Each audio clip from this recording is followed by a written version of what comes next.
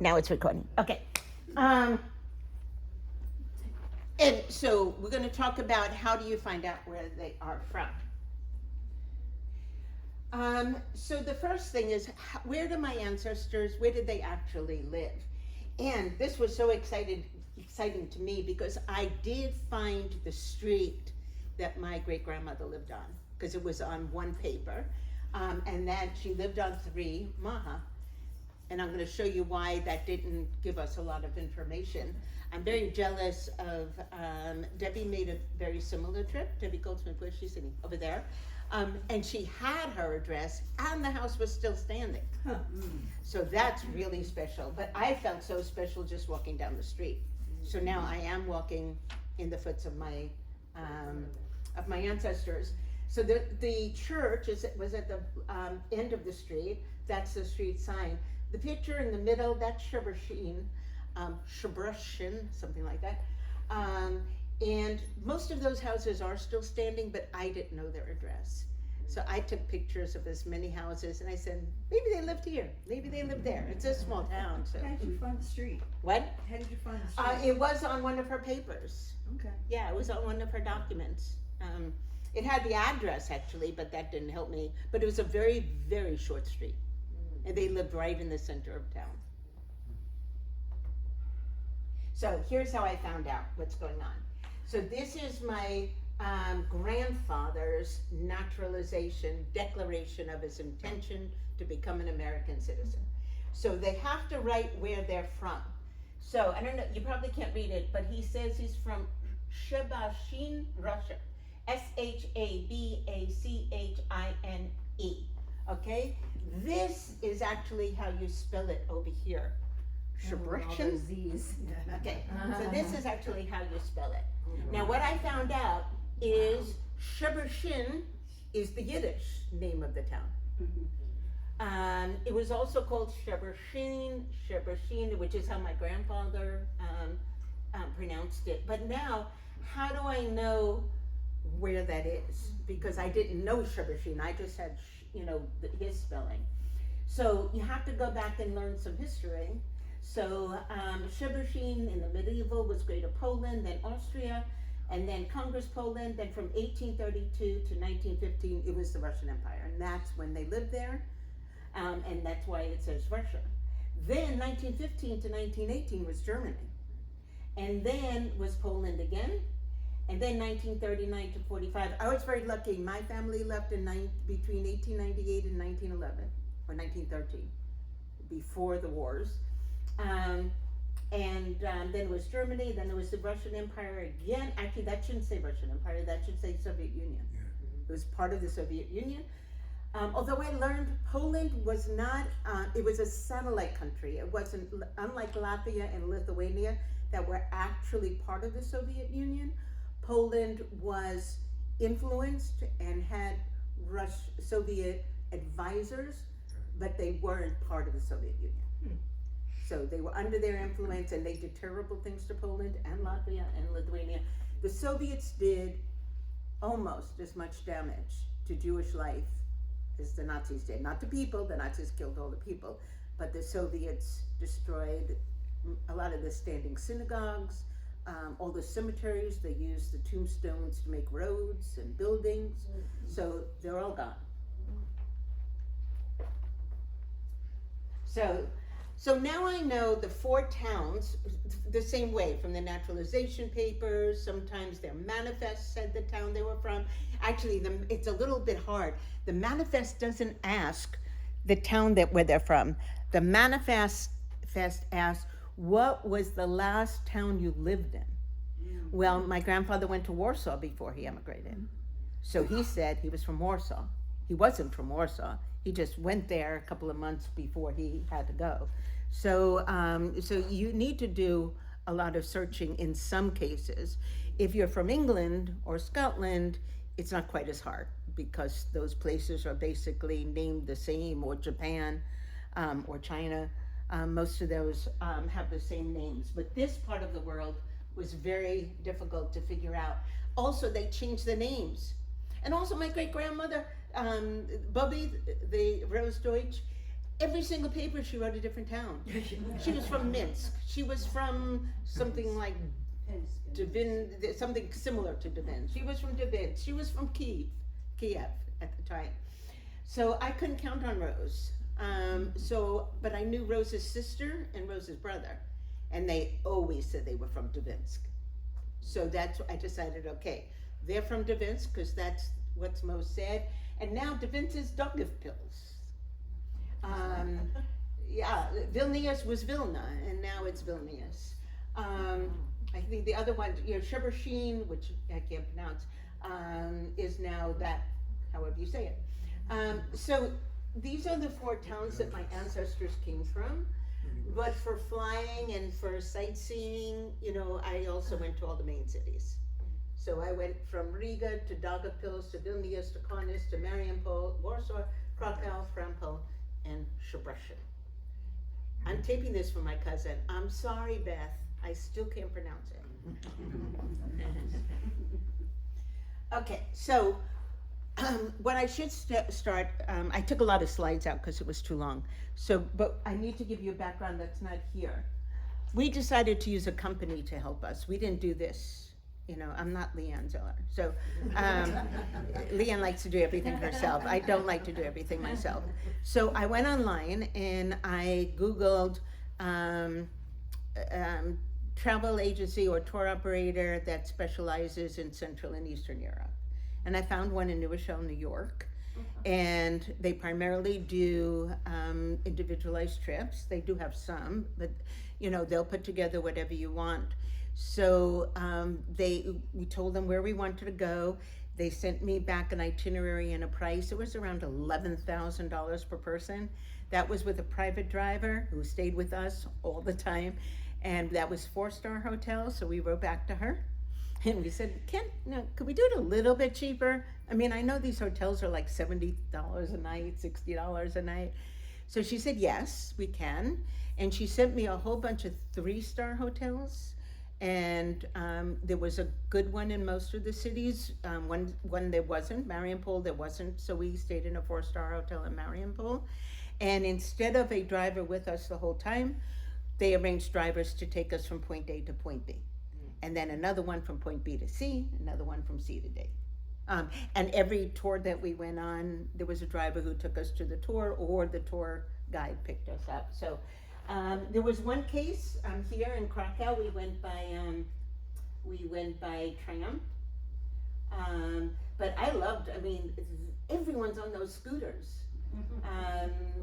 Not so much the bicycles, but everyone's on those scooters. So you can take public transportation. You can hire a driver. You can hire a tour guide. Oh, and we did use. They have Uber, but they said Bolt is much better in Europe. So we used Bolt. And they were great. It's just like Uber, you just have to download Bolt, and really, really inexpensive. Okay, so I started to talk about where to stay. So we said we have to stay in the center because we don't have a car and we want to be able to walk. So we were always in the center of town. We wanted to stay in local hotels. So we stayed in all local hotels except for this one. This is a Mercure hotel. But there wasn't a nice one in Mariupol. But it was cool because Mariupol is known for its art, its murals, and there was a mural on the hotel. In Warsaw, we stayed at the Chopin right in the middle of town. Daugavpils is so small. I mean, we really could, but it was right, and you could see it's right by the pedestrian street. I loved the hotel in Riga. It was from something ridiculous, like 1400. It was really, really, really old. It was over 1,000 years old, and they made it the building, and they made it into a hotel. They tried to keep it, like keep Durham dirty, keep the hotel. I mean, so things looked like it was old. This was a convent in Vilnius, and they turned the convent into a hotel. It was really cool, very simple. That was like staying in a dorm. And then we went to Shebershin. Shebershin is so small, there was not a hotel. So then what do? We were gonna stay 30 minutes away at the next big town. My cousin said no. She said, I want to stay in Shebershin. This is the whole reason for going, to find Moshe. so I went on and I just Googled it, and I found somebody who owned 2 cabins that they rent out. It was so wonderful. So that's the cabin we stayed in. We had our own bedrooms, which was really nice, and we had a kitchen. I almost burned the place down because their coffee pot, I did it all wrong, but the poor lady, she came in and she said, "Oh my God, the house all smells like burnt coffee." I said, "Sorry," but no, she was very, very nice. So try to stay in the city center. Try to stay in local hotels, not the Hilton and whatever, because it's part of the experience. This is just my 2 cents. Okay, so questions. You don't have to hold your questions to the end. This is divided up into main categories, like all the synagogues we saw, all the cemeteries we saw, all the Holocaust sites we saw. There are some good things too, but to be honest with you, it was a lot of sadness on the trip. But it was great. This is actually the synagogue in Vilnius. It was beautiful. Now, most of the synagogues are gone. Actually, the next slide talks about this. Some of them are functioning shuls. A number of them were art galleries. Some of them are museums. Shebershin, it's an administrative building. And some of them are memorials. They're actually gone, but there's a memorial in the footprint of the synagogue.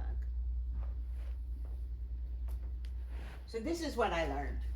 There were over 200 synagogues that the Nazis burned down just in Poland. They were all wooden, they were all destroyed.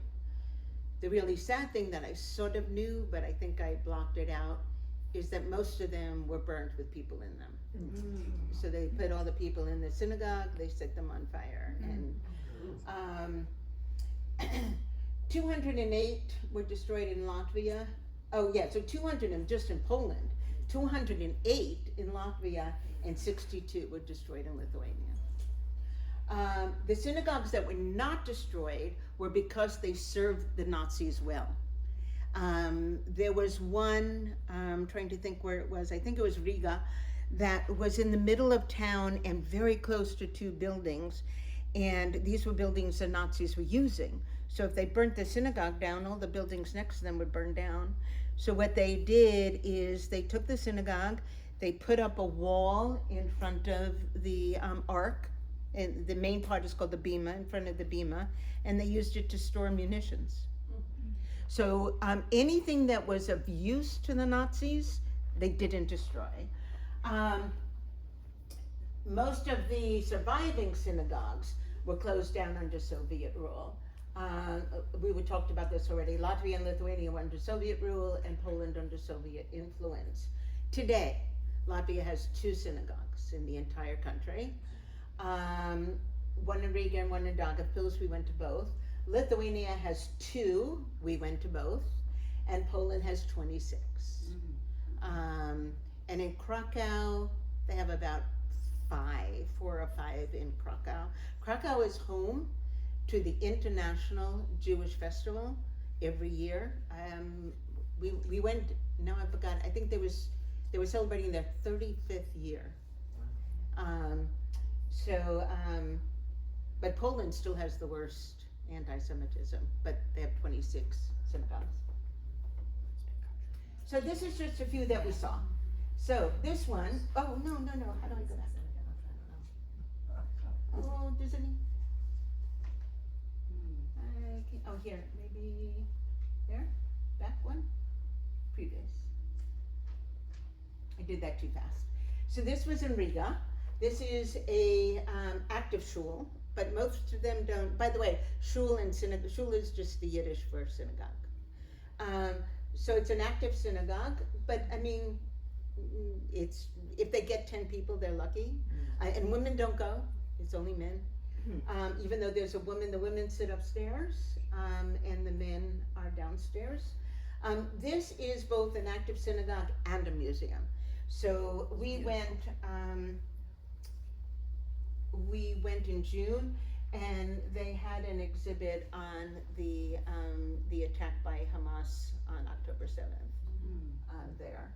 And these were all rebuilt and, well, renovated, fixed up.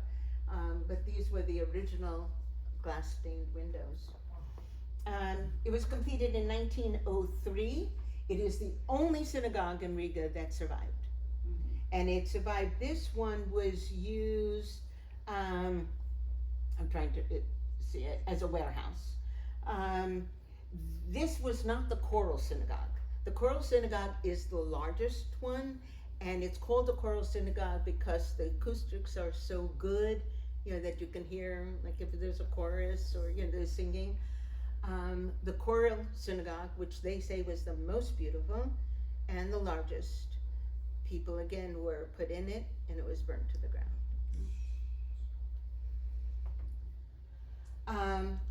A lot of synagogues have been changed to be something else. Oh, so this is the one that was burnt to the ground. I thought that maybe this was part of the foundation, but it's not. What they did is they built a memorial on the footprint of the synagogue. This says it was in 1941, it was burnt down in 1941. And so this memorial covers the entire footprint of the synagogue. And that one is the oldest synagogue, and it's now an apartment building in a not nice part of town. Now, they have the original pictures, but if you can see, I don't have a pointer. On the top there, you see that window? And you see the shade? There was a Star of David on there. So they pulled the Star of David down. And our tour guide said the people living there have no idea they're living in an old synagogue.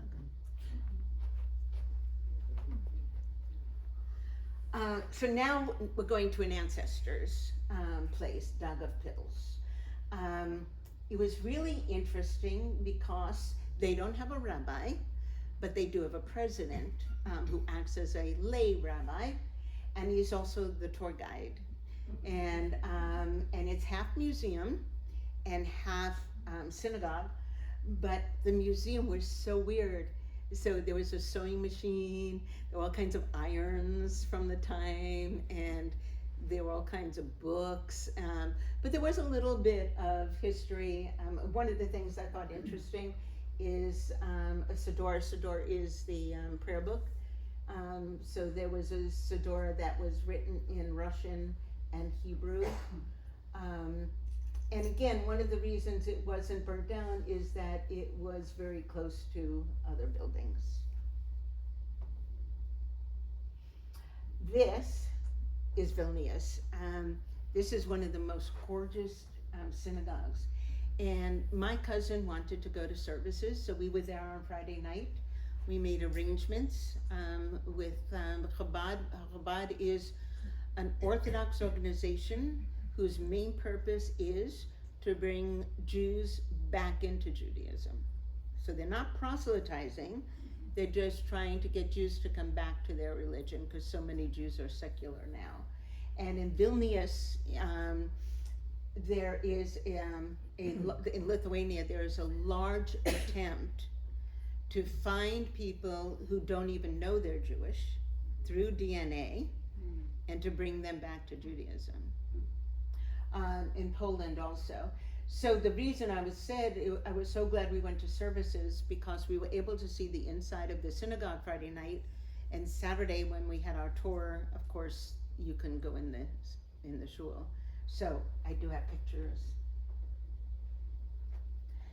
I love this. So you see on the top left, that's a matzah making machine. So it's pre World War II. And so they couldn't get matzah, and so they actually would make matzah in the synagogue. Our tour guide, she was the only Jewish tour guide we had, which was really interesting because everybody was all of our tour guides were so knowledgeable. It was an area of their interest. They studied, they work in the Jewish community, but they're not Jewish. This woman was Jewish. She was a Russian Jew who moved to Lithuania. And she said she remembers when she was a little girl going to the synagogue and buying matzah there. So we actually went to services. We were the only two women there. We had to sit upstairs. And services, Lithuania doesn't get dark till like 10 o'clock at night. There's like 4 hours of darkness at night. but they compromised, so services start at 9. So it's 9 and this guy is praying, and I think there was one other guy praying, and it's 9:10, it's 9:15, it's 9:20, the rabbi saunters in.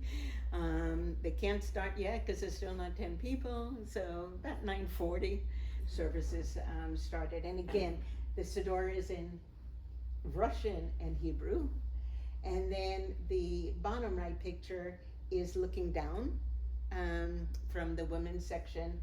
The matzah machine was in the women's section, looking down to the bima from the top. It was just gorgeous, but you know, also a little sad. But it was great afterwards. We followed the rabbi to the Chabad house, and we had dinner. And this is just a little funny story. So we walk in, and there's all this food on the table. And so I take my plate, and I fill my plate up, and I eat it. And then they bring soup out. And I said to my cousin, they're having soup after dinner? That was the appetizer. It was just the beginning of the meal. There was soup, and there was gefilte fish, and there was the full dinner, and there was dessert. And we got out of there about 10 to 12. Wow. So, and then people kept coming. Young people came. You know, a lot of people who weren't at synagogue came. So it was a great, great, great experience. If you're interested in architecture, I forgot to talk about that. It's Romanesque Moorish architecture. This synagogue was built in 1903, and the Nazis used this synagogue for medical supplies during World War II. So all of them were warehouses. All of the ones that survived. Now we took a walk through the Vilnius ghetto, and I thought this was really interesting. This was a hidden synagogue in the ghetto. Mm-hmm. So they created, they hid this building, and we know it was a synagogue because I circled it. You see the Star of David? Mm-hmm. And so that's how they knew that this was used as a synagogue. And this is the inside of this synagogue. I'm sorry, this is the one in Kaunas. The sad thing about this one, look at the door. So they started renovating. There was a lot of gold. Again, this one is in the Baroque style, neo-Baroque style, but they ran out of money. So the beam is done. Why do I always forget what it's called? The one in the something Kaddish, the Aram Kaddish, the Aron Kodesh. The Aron Kodesh, thank you. So that's the center where they read from the Torah. So that was all done, but you can't see, the only picture I have of is this one that you can see it's not done, but inside there was this beautiful part, and then there was a whole bunch of stuff falling off the walls, and you know, so that's it. They've run out of money. So in order to do anything more, they need to raise some money.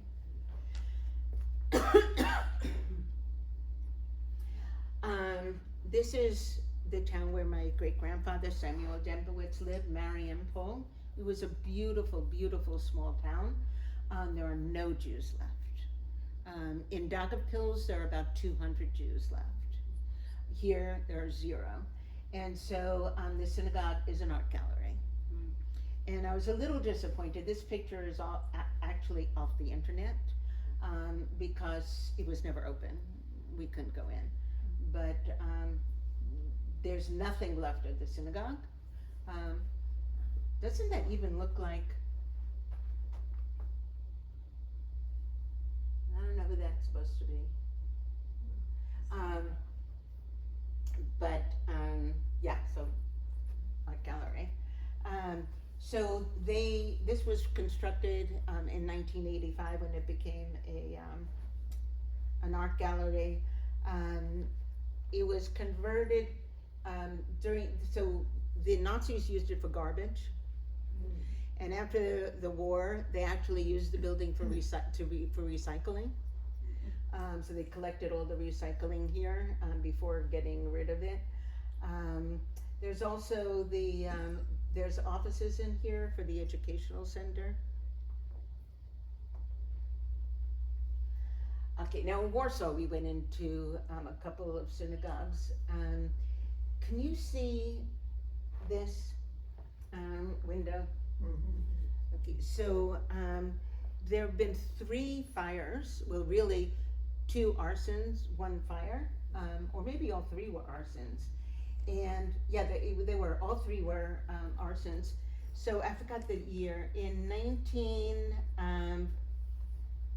this one was a stable for horses and hay. Why can't I go down there?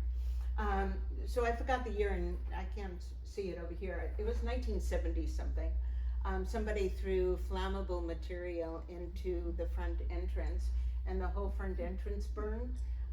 It was an act of terrorism, and they rebuilt it, and then they made that beautiful stained glass. It's the phoenix arising from the sun, from the ashes. So the synagogue came out of the ashes. It is a working synagogue. There you have the bima.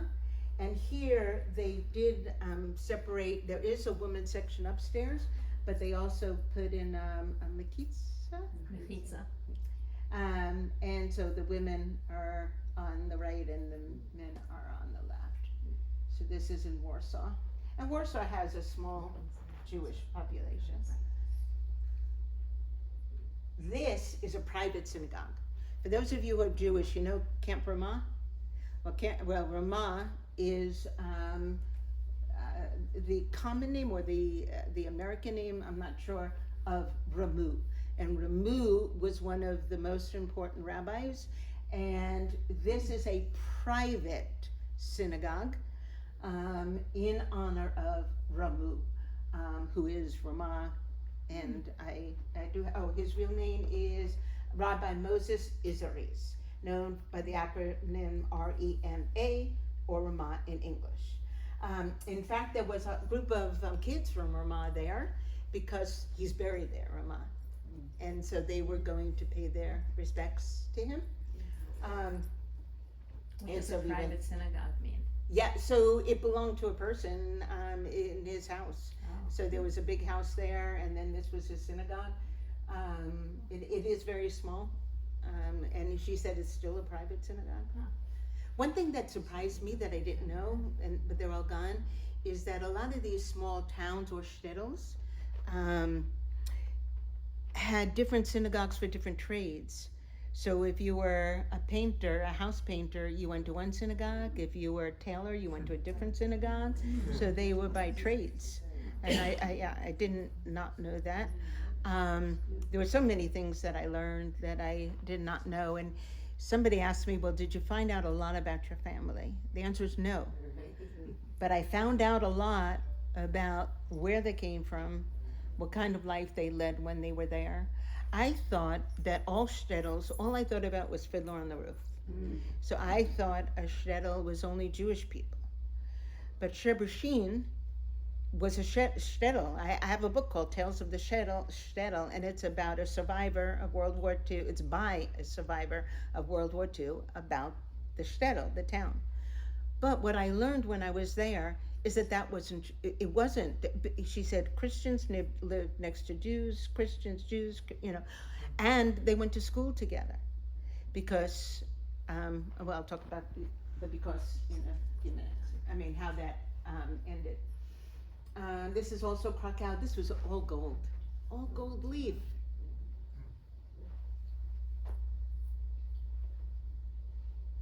Okay, so this is very controversial. Some Jews got really upset about this. So this is Krakow, which has a gigantic, it's called Kazimierz, which is the Jewish section, and the Jewish section is really, really, really big. They have Jewish restaurants, they have Jewish murals, they have Jewish, lots and lots of synagogues. Kazimierz is absolutely amazing. This cafe, the Hebra Cafe, is in Kazimierz, and it used to be a synagogue. So they decided to keep the decoration on the walls from the synagogue, the murals. but the bima was actually the front door. You might be able to see a little bit that would have been the bima, and they kept part of it, and then they put the front entrance there, and the Jewish community was really upset about this. There were so many synagogues, and I thought it was cool that they kept it, and I don't know, I read something that they said they're still fighting them to take it back. And this is the last one. So this is Shebershin, and in Shebershin, again, there are no Jews. Now, one thing, and it's the last slide, is talk to the local people. We learned so much just from the people who lived there.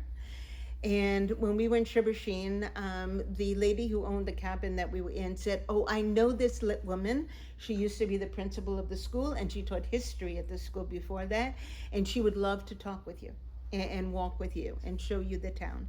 And she did, and it was marvelous. And she told us, I just lost my train of thought, because she told us two things that I want to share with you, and I only want to share one of them right now. So synagogue. Okay, I hate my brain. I will think of it. I just remembered. So she told us only one Jew came back after the war. And the Jewish cemetery is all covered with weeds and ivy and grass. It's not even safe to walk through. She said, you walk through, you can get bitten by a snake, you're gonna get bitten by mosquitoes, all this other stuff. So what they did to honor him is they took a little portion of the Christian cemetery, and they found a rabbi to come, and they consecrated the land, and they gave him a Jewish burial in the Christian cemetery. So there's one Jew in the Christian cemetery. But yeah, so there are no more Jews. So they made it into an administrative building. They kept a little bit of it. This is the outside on the left. That was the middle picture was the entrance, the main entrance to the synagogue. And one thing I like that they did in the sanctuary, in the main part of the building where the services are held, the part that is the light beige, that's part of the original synagogue. The part that's a dark beige was reconstructed. But here's where I walked in the steps of my ancestors, because Shebershin only had one synagogue. So I know my grandfather, my great-grandmother, they went to shul here. So it was really, really moving. We kept going back because it was our biggest connection. Okay. Wow. Yeah, this was amazing. Yeah. Has anybody seen the documentary Raise the Roof? Okay, so I'm going to show you a tiny, tiny piece of it. So I already told you in Poland, 200 synagogues were destroyed, wooden. And so it was decided, it was really a small group of people said, we want to rebuild the roof and the bima of one of these synagogues. And in the same time, they were planning the Poland Museum of the History of the Jews of Poland. So they got together and they said, we want this to be the centerpiece of the museum. So this is actually a museum. The synagogue was originally in Poland. It's now in Belarus. So it's no longer in Poland. I mean, it's no longer there at all. And so in this case, we didn't go to the synagogue, but the synagogue came to us in the museum. And I think we're doing on time. Oh, not. It's 3 minutes. Should I do 3 minutes? No. Okay. We don't have enough time. Look it up. It's a documentary, Raise the Roof. It's fabulous. It tells you all about it. Okay. So now the sad part. Cemeteries and mass burials. I can't even count how many cemeteries we went to. The saddest thing, though, is that almost all of them are gone. And it wasn't the Nazis, it was the Soviets. So the Soviets, this is the old Riga cemetery. That memorial is the only thing left. It's a park. and there are hundreds and hundreds of people buried under the park. After the German forces occupied Riga, the prayer house and the mortuary were burned down. Over 1,000 Jews were murdered in the cemetery. Yeah, they just walked them up to the cemetery or drove them up to the cemetery. They made them build to dig their own graves, and then they shot them and they buried them. So in addition to all the people up until World War II who were buried there, they also have over 1,000 Jews who were murdered there. Everything was removed by the Soviets. And the Soviets, it was called the Park of the Communist Brigades. And then after the Soviets in 1991, when the Soviet Union fell, the park was renamed the Old Jewish Cemetery Park. And this memorial was put up. Is Riga in Poland? Say that again? Is Riga in Poland? No, Riga is in Latvia. Okay, sorry. Yeah, no, fine. And actually, this was one of the worst places. So 1,000 Jews were murdered in the Jewish cemetery.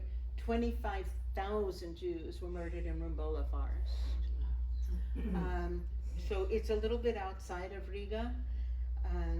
So you have a few things here. This is a memorial to everyone who was killed. There are no individual graves here, and you can see people leave rocks, which is a tradition in the Jewish religion.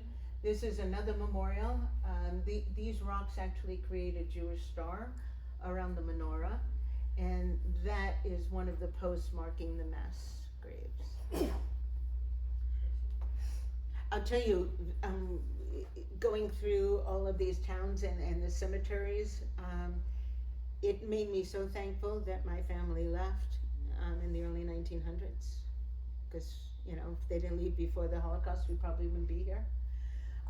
The Dackapil Synagogue cemetery is completely gone. There's nothing left. So they were able to salvage one or two graves. This is one that they salvaged. And they moved them to the Christian cemetery.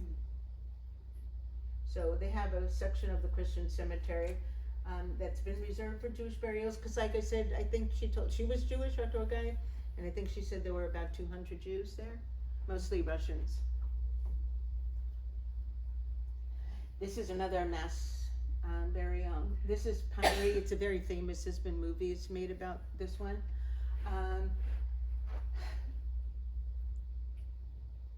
I don't know why it's affected me more now than when we went.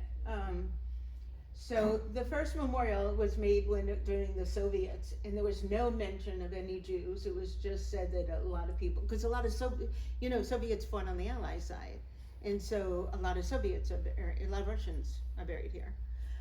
So the Soviets put up this rock that said, a lot of Russians are buried here. And then after the fall of the Soviet Union, they cut the rock out and they put an additional monument to the Jews. And then they also put that monument to the right. This is one of the many, many mass burials. And this was really fascinating.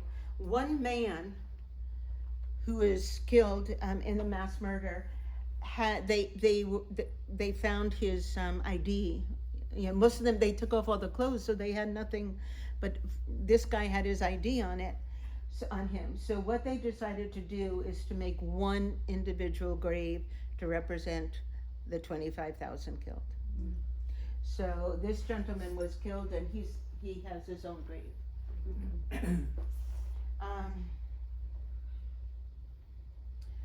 The Mariupol cemetery is gone. So they have, I think, 11 tombstones. It's a park also. They found 11 tombstones. So what they did is they moved them, or maybe they were on the floor and on the ground, and they put them in a circle with a memorial in the middle. I was praying that one of them would be Dembowitz, but it wasn't. Now, the old Jewish cemetery in Warsaw is still in existence. The problem that was explained to us in Poland is that the Polish government owns all the cemeteries.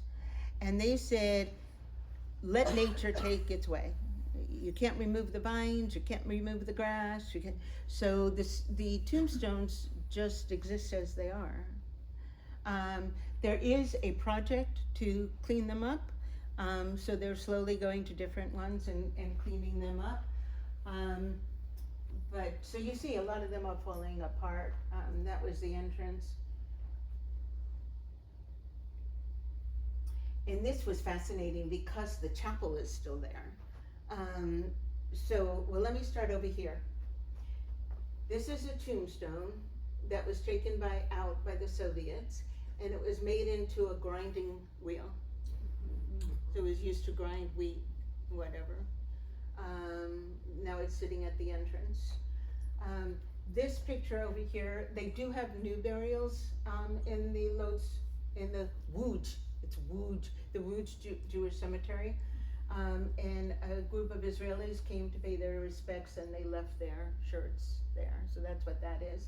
But the last picture is the chapel. And they have redone the chapel, and they've made it into a museum. So that's a funeral wagon from the time when my great-grandparents lived there. They had the thing where the table where they cleaned the bodies there. I didn't include that in here. So that was really interesting. My family was not from Łódź. It was like a long ride, and it was halfway, so we stopped in Łódź. And if anybody has seen the movie Treasure, and if you haven't, you should see it. It's wonderful. It's about a father and a daughter, Holocaust survivors. In 1991, they go back. It's based on a true story, to Łódź, and they actually find their house. It's really good. And it's on streaming. It's called Treasure.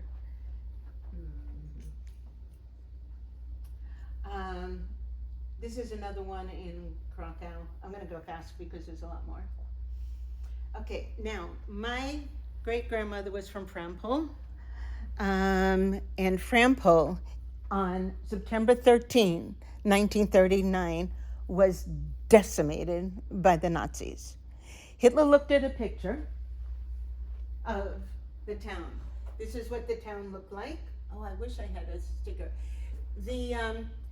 The street that goes up to the church, the top street, that's my great-grandmother's street. That's 3 Maya. But he said, oh my goodness, look, it looks like it's a target. Let's use it for bombing practice. And they did. They bombed the entire town. That's the town after the bombing, and that's the town before the bombing. So there was nothing left. So did it say here how many were? So many left. So this was obviously after my family left, but the town was completely wiped out, and it's been rebuilt. And there are 2 restaurants, a pizza restaurant and a pizza restaurant. Yeah. We didn't have a choice of what to have for What'd you lunch. have for dinner? Yeah. The Frampol Jewish Cemetery, where Moshe is most likely buried, because he was living with his family and they were living in Frampol, is gone. I think there were 3 tombstones. My cousin could read Hebrew, although a lot of them are written in Yiddish. None of the 3 were obviously his. There are some houses in the back. So we walked, we paid our respects to him and any other family. So my great-great-grandmother's buried there. My great-great-grandfather's buried there.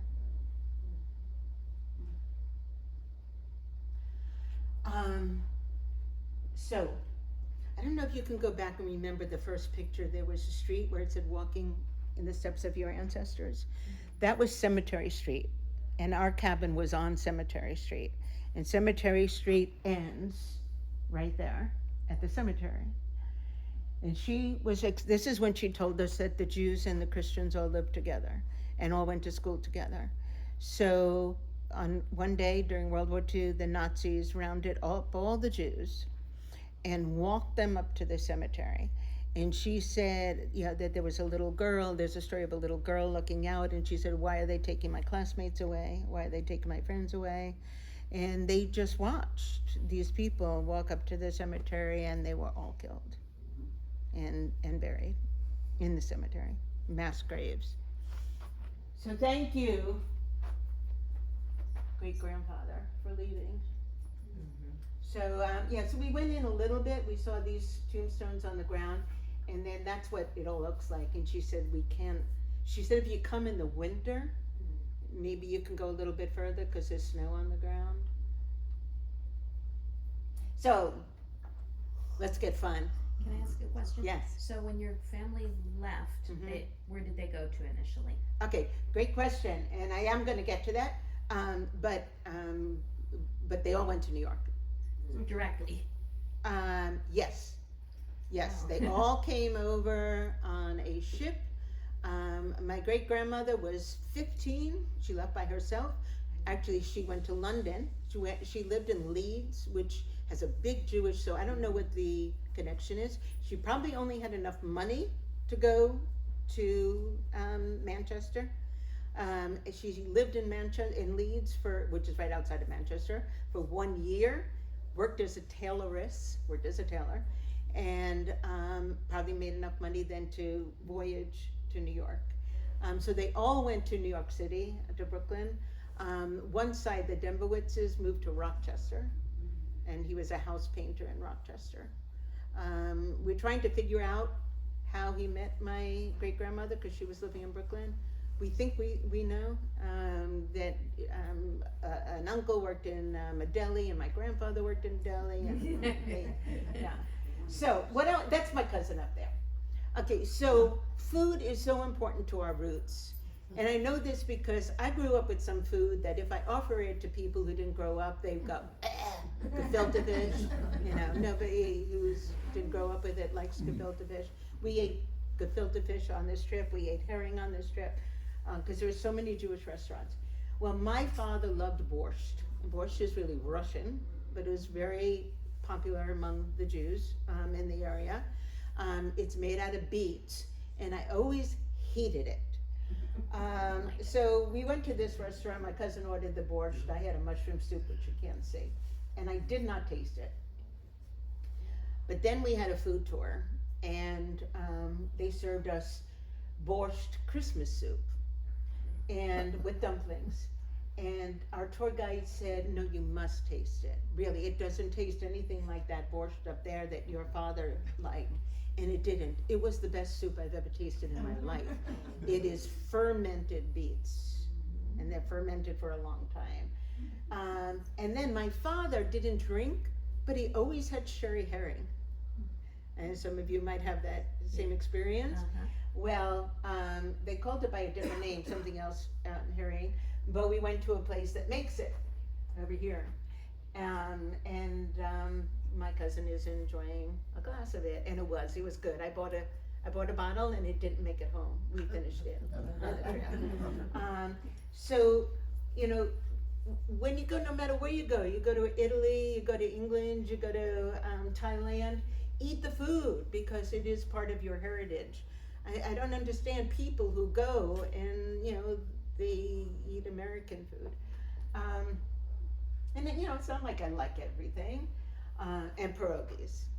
Pierogies were everywhere. That's why I decided to show them to you. There are pierogi restaurants. This was a brand new pierogi restaurant. It was really good, and it's exactly what we had tonight. It was a potato pierogi with onions. 5 minutes, okay. I actually am almost done. Oh. Okay, I did want to say something about the Holocaust.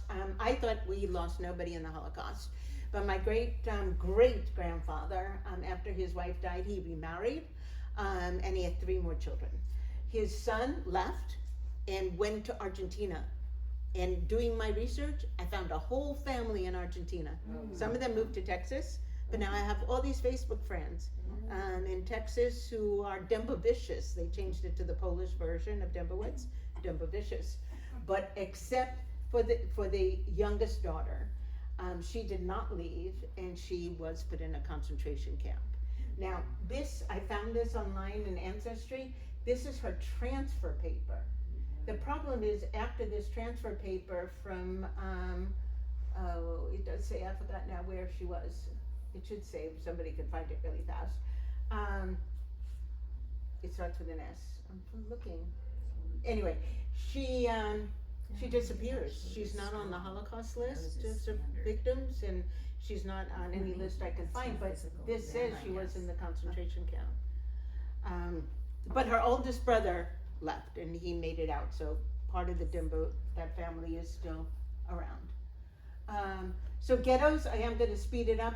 I'm gonna tell you what's most important. Look at this building up there. This was amazing to me. These people are living 5 families in an apartment or more, yet there was a building that was the library, and it was the theater, and it was the community center, and that is it in the Vilnius ghetto, and they're making it into a museum. And the pictures that are outside, you can't see it there, but there are pictures, were pictures that were found after the ghetto was exterminated. That's not the right word, but after the ghetto was, everyone was sent out. The mural on the bottom is the start of the ghetto. This is fascinating. The guy on top is the ghetto, and that door is the same door that you see on the bottom today. So that was really cool. The Warsaw Ghetto, there's almost nothing left, and that's our guide. That's the only wall left of the ghetto, and they did put these markers around where it was. It was actually very large. I thought this was fascinating. This is the Łódź Ghetto, and if you look, he built, this guy who was our tour guide, he helped build this museum. They had this gigantic model of the ghetto, and this is a model on the right-hand side, and you see that bridge? That's this bridge over here, and that's because this was a main road. So this main road couldn't be in the ghetto. So the ghetto was on this side of the road and that side of the road, and that was the bridge over the road. We did go to Auschwitz. It's an experience. I'm not gonna go into it, but I tell you something I saw that just absolutely fascinated me. This is a painting done by prisoners. And some of them were allowed to keep chalk, or I don't even know what he did, or paint or something. And this was in the bathroom. And some of the prisoners painted this mural in the bathroom in Auschwitz. There are a lot of museums. This is the Riga Ghetto Museum. These are all journals and letters that they found by people living in the ghetto, and it was really fascinating. This was in Łódź, and I thought that was a crematorium. It's not. It was a tunnel. This is the train station from which the Jews in Łódź were taken to the concentration camps. Those were all the places where they were from. It was a wonderful museum. But this was actually part of the train station. It's what let the air out of the underneath the ground. I forget what they called it. It is a sewer tube. Okay. So this is, remember where we saw the synagogue? The one that they recreated? It's in this museum. And if you ever go to Warsaw, this museum, we were there for 4 hours and we didn't see everything, but this is what I want to show you. This. So this was in the museum, and it explained that, most Jews left between 1881 and 1914. 2,040,000 went to the United States, and most of those went to New York. I mean, you did go in. I have a friend whose father went, what's the one in Texas? Galveston. What? Galveston. Yeah, they went to Galveston, and they opened up a grocery store called the something Pig. 127,000 went to Argentina. 105,000 went to Canada, 70,000 went to Palestine, 43 to South Africa, and 15,000 went elsewhere. So now we know why so many of us have family that emigrated from the Russian Empire between 1890 in 1880 and 1914. Andrew, you look like you have a question. Yeah, I wonder why during those years that Oh, seems thank so you. early to Okay, so I thought they all left because of pogroms and because they wanted better, there were so many regulations of things they couldn't do, so many careers they couldn't have. And so I just thought that was the main reason. There's another very important reason that I learned here, and that was the Russians conscripted young Jewish boys for 25 years. And they just captured them, and the whole idea was to lessen the Jewish population, because the first thing the boys did is they were re-educated. They went to school. And then they were in the army for 25 years. They forgot they were Jewish, and so people wanted to parents wanted to get their boys out before they were conscripted. I just found out, I'm writing a book for my grandson, and I'm doing the genealogy for all of his family, and so I'm doing my ex-husband's family, and I just found out one of his great-grandparents was conscripted. He played the clarinet, and so he was in the band, so he played for the Tsar's army, and somehow he escaped, and they got out. So she said a good many left because of the Russian conscription. No, I didn't know that. Look at the numbers that And we that went on have. for many years. Oh, here. So it wasn't limited to the pogroms and the economic opportunity. This is a Jew who was conscripted. It's from the internet. Okay, and this is the last. Talk to the people. The best days we had was when we met people. Up on the top left is there were Chabad rabbi and some other people celebrating Shabbat. I know the little girl is his daughter. He's got 11 kids, and his wife.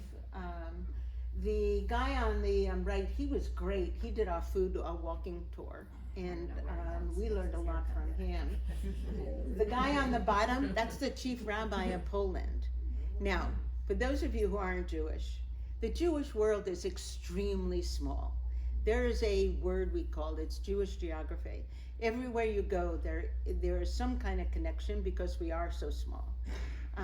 Here, I've made so many, connections between my family and other families here. Mark Kantrowitz lived a few doors down from my mother. So there are all these connections. So I told one of the counselors who worked for me at Capitol Camps that I was going, and he said, "Oh, by the way, my first cousin is the chief rabbi of Poland." I said, "Oh, that's nice." So I wrote him an email, and this is him, Rabbi Shudrick, in the middle. He's American, but he's been in Poland for many, many years, and he is the chief rabbi. We also met him at the Jewish festival. And he wrote me back, and he invited me for $90 to join them for Shabbat dinner. Yeah, it was a fundraiser. It's part of the Jewish cultural, but it was great. And this, if you have a good guide, it is so important. And that's why I love going with J-Wave, because they found us the best guides, but you can find them on Viator and other places. So this was our main guide over here. He oversaw the whole program. And he said, "You know what? There's this lady who lives near my house who, their family makes liqueurs based on the old way the Jews made them. So let me talk to her and see if she'll do a tasting." 40 shots later. Really, we had 40 shots of liquor. And I bought their most famous one, which is their honey liquor. I bought two, one for my daughter and one for my son, and only one made its way back. It's really good. I was thinking of bringing it tonight, but it wouldn't fit 40 people. I mean, we wouldn't have enough for 40 people. Talk to the restaurant staff. We met this woman. They had just opened up a new Jewish restaurant in Kazimierz. And she came out and she was talking to us, and they have all these beautiful murals, Jewish murals, and she told us, what she was trying to do with the restaurant. She was taking traditional Jewish food and making it contemporary. We had a herring salad that was beyond delicious, schnitzel, all up, what is it called if you upscale the food? There's a word for that. Cuisine? What? Haute cuisine? Yeah, it is a haute cuisine restaurant, but if you there's a word that I can't think of right now. Hotel staff, they were great, telling us, where you might wanna go or giving us a little history around there. Local guides, and like that, like I told you, this lady who used to be the principal, she was marvelous.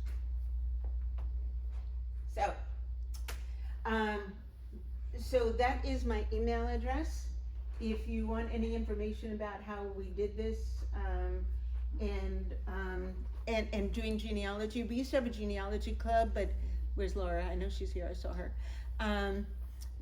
But genealogy is the kind of thing that you do it for a while, you get really into it, then you have to leave it for a year, and so we weren't all on the same pattern, and it was COVID, and it sort of just died. But the purpose of the club was to help each other do genealogy. And if I'm around, I'm more than glad to help you. Start with Ancestry. I do have a blog that I kept during the trip. It's faithheritagetrip.blogspot.com that goes into a lot more detail. But I wanted to stop and leave time for questions. Leanne. So I just have a comment. So we were in Vienna years ago, and my mom was born in Vienna, and we always hire private guides when we go on these trips. So we were with our guide, and we were just talking to her and said, my mom was born here. She said, oh, would you like to go to the synagogue and see if they have her birth records? So we marched into the synagogue, went up to the records room. The gentleman that's in charge was there. He said, do you know your mom's birthday? I said, of course. They had Pulled it. out the book. There it was, Wow. handwritten, with my grandparents' names, their address, That's so wonderful. their occupation, everything handwritten. My mother has an older sister, 3 years older, so found hers as well. And it was wonderful. That is And wonderful. It was great. And then when we were in Prague, my great-grandparents are buried in Prague, we also hired a private guide, and they were able to bring us to the actual grave. And So the suggestion is, if you're interested, and we weren't on an ancestry tour of any kind, we just happened to be in cities where my family was from, but hire private guides if you can to take you to these places, because in the cemetery in Prague, my aunt said, oh, it's like 2 rows over from Franz Kafka's grave. Well, yeah, it's a huge cemetery. So we had the private guide who spoke Czech, who went to the person Was in the able to office, find it. and then it was on a map. She goes, oh, it's right here. Yeah, if So- your family, in the Jewish world, if your family is from the Czech Republic, or, originally Czechoslovakia, or Vienna, or Hungary, you're a little bit luckier. Yeah. Because those weren't ruined as much or destroyed as much. We had a similar experience, except it wasn't successful.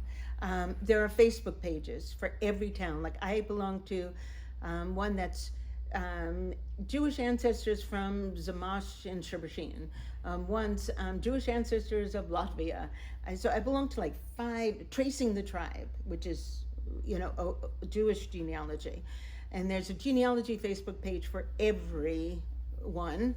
And I wrote on there that I was doing this, and somebody wrote back and said to me, bring proof of your relationship. Because if you go to this one office, we did go to a lot of offices, we had no success. You have to have proof that there's a connection. So I brought that naturalization paper that said they were from Sherbashin. So we go in, and our guide was wonderful. He came in with us because he spoke Polish. And the lady looks at it and says, no, I understood what she was saying. Not from here. No, not Poland. It says Russia. And I said, yes, but it's Poland now. It's Sherbashin. It's Sherbashin, no, Sherbashin, No, he was from here, he's from here. And then finally she said, okay. She said, we only hold records for 100 years. They left over 100 years ago. We don't have the records. But JRI Poland has a lot of the records. They were the ones, we found the birth certificates, the marriage certificates. So, and now JRI Poland is on Ancestry. They merged their things, so you don't have to belong to both, because it gets expensive. I belong to Jewish Gen, JRI Poland, MyHeritage, Ancestry. Family Search is free. That's the Mormon one. And they have everyone, because, they want to return, you know, in case you want to get your family who's dead baptized, you know, they'll do that. So, so you can be lucky and get the information. We were not lucky, but I felt lucky because I got most of it, you know, otherwise. I know, that's why I said for those of you, like Andrea's got this wonderful picture of her family, and Debbie's got this wonderful picture. I don't go further back than my great-grandparents. I don't have any pictures older than that.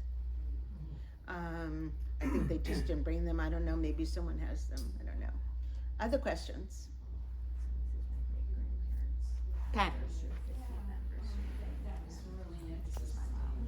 And your slides look fantastic. Wait, I'm sorry. Your slides look fantastic. Oh, thank you.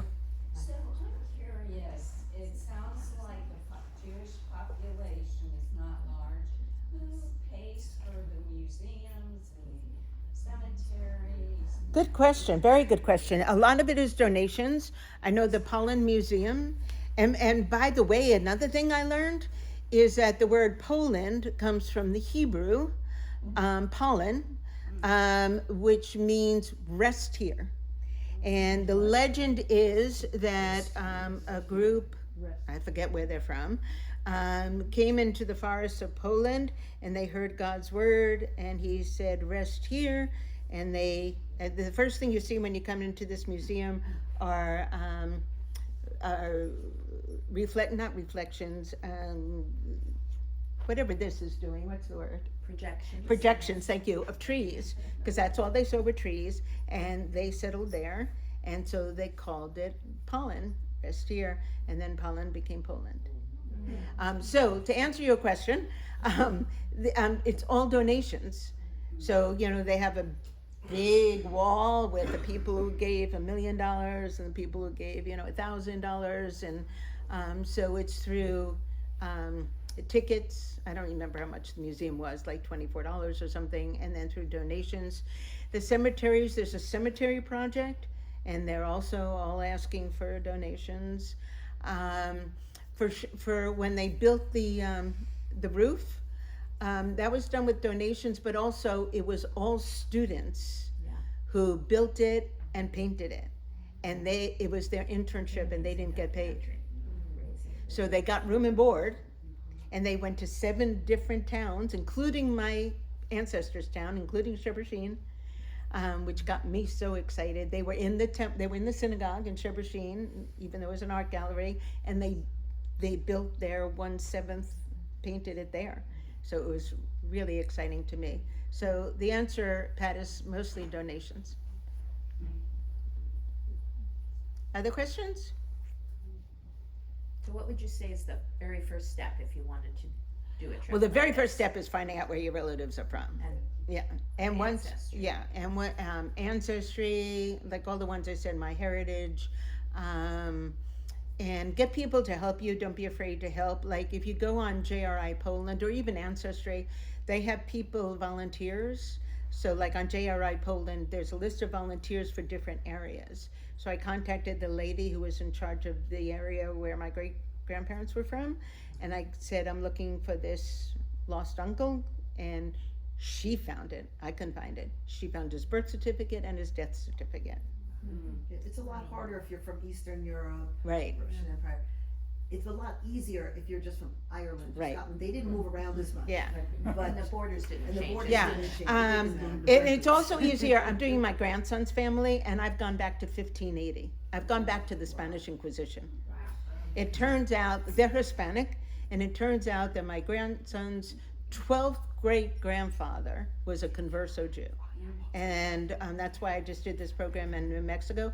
Converso Jews are Jews who, after the Spanish or during the Spanish Inquisition, converted to Christianity rather than get burnt at the stake.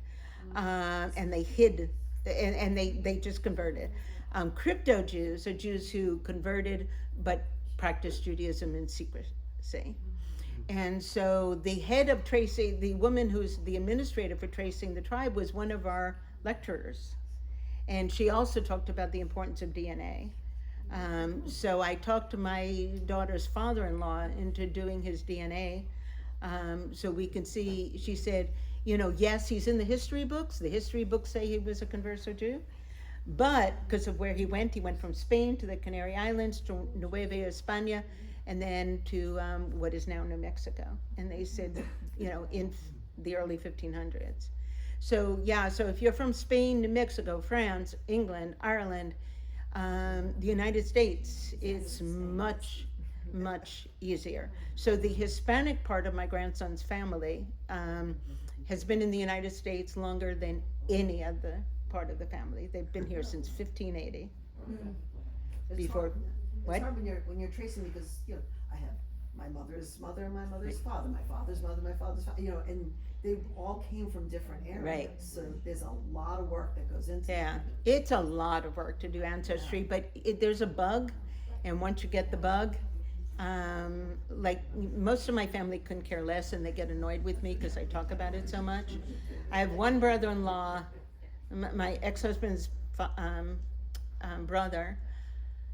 He's probably the only one who cares. Most people don't want to hear, even, you know, I'll ask people for information. I don't know. You know, my great-grandmother, supposedly for her 90th birthday, one of her daughters wrote a history and interviewed her. People say it's around somewhere. Nobody wants to look for it for me, you know, so a lot of people just don't care.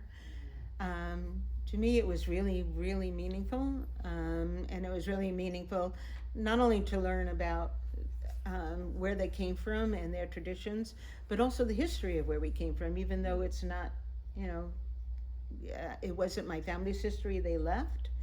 But knowing what happened to Poland and Latvia and Lithuania, I'll tell you, I would move to Vilnius, Lithuania in a second. It is one of the most beautiful cities. Although the people I talked to said, just don't come in the winter. Yeah. There's like 4 hours of sunlight and it's very cold.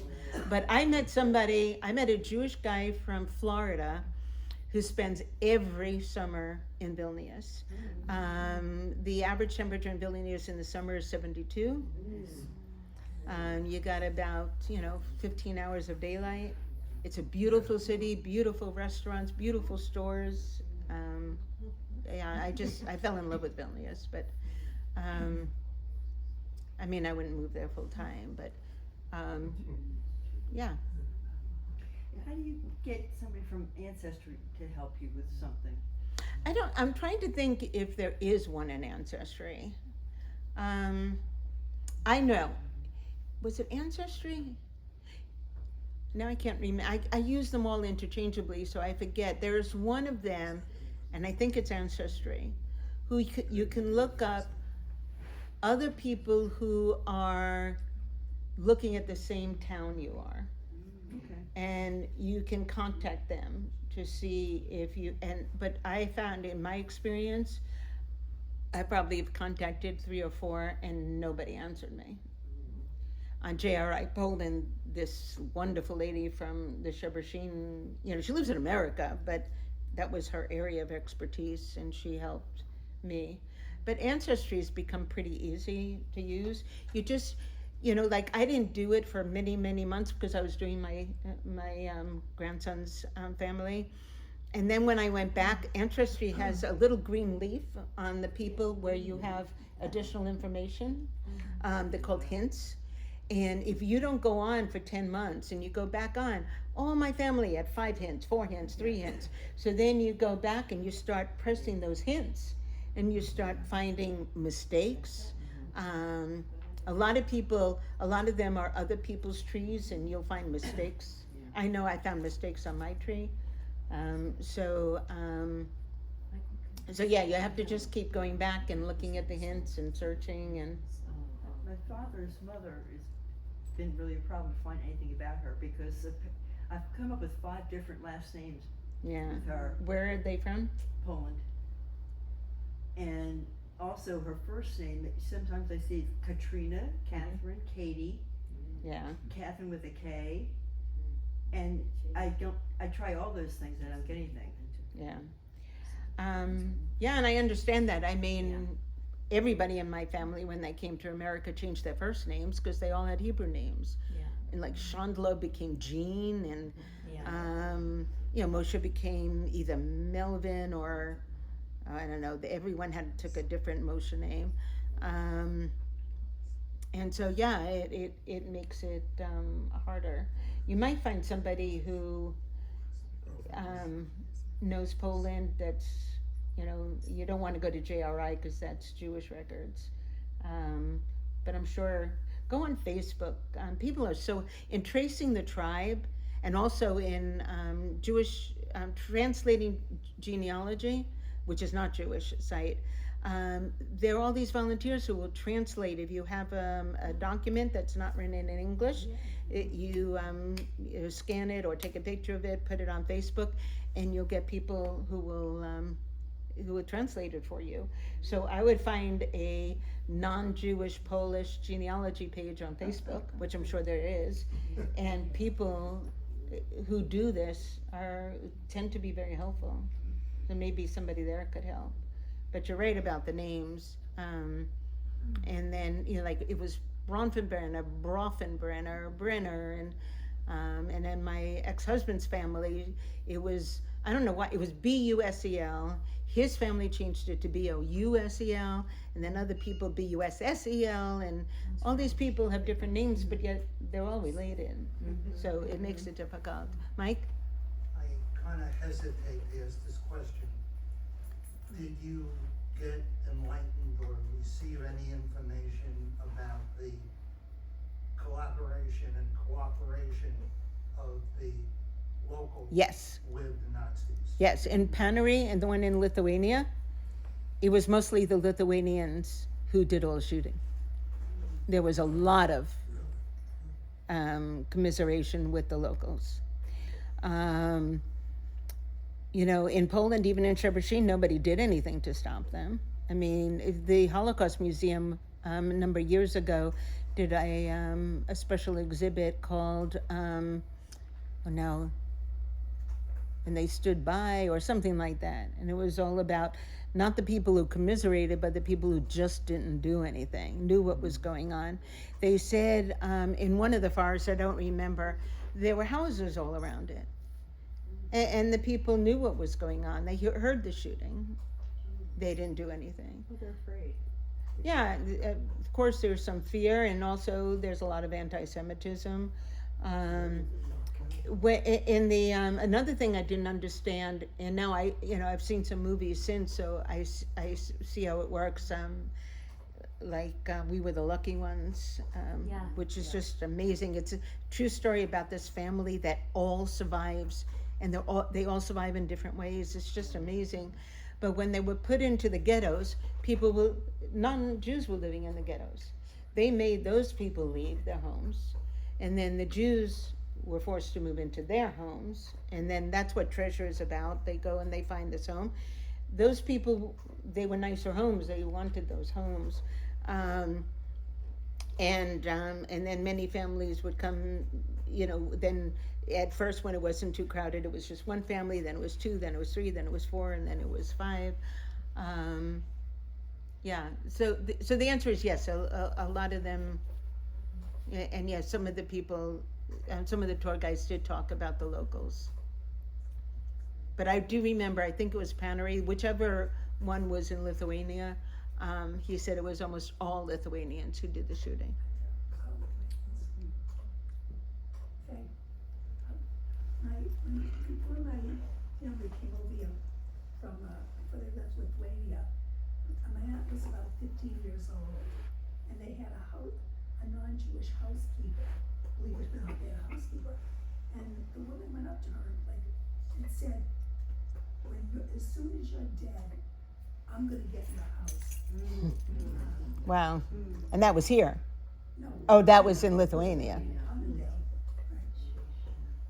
And there, it was the Lithuanians who shot all of those. Yes. Yeah. They told, yeah.